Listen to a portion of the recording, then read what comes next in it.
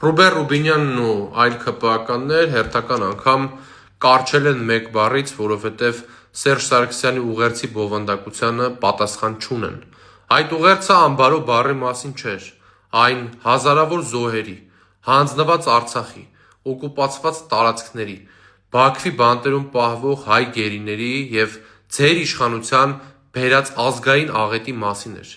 Եթե բանակը թալանված էր,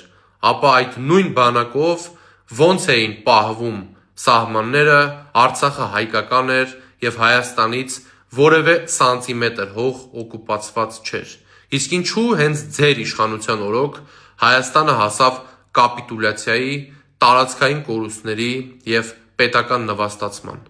Բանակը քաղաքական շոուի դեկորացիա չէ, բանակը պետության ողնաշարն է,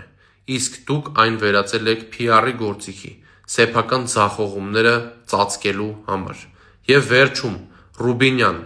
անբարո բառից այդքան նեղանալու կարիք չկա։ Այդ ուղերձում դա ձեզ տրված ամենամեղմ գնահատականներից մեկն էր։ Այնտեղ շատ ավելի ծանր քաղաքական բնորոշումների հիմքեր կային, կապիտուլյանտներ, հայրենիքից հրաժարվողներ, հող հանձնողներ։ Ու մի խորհուրդ էլ,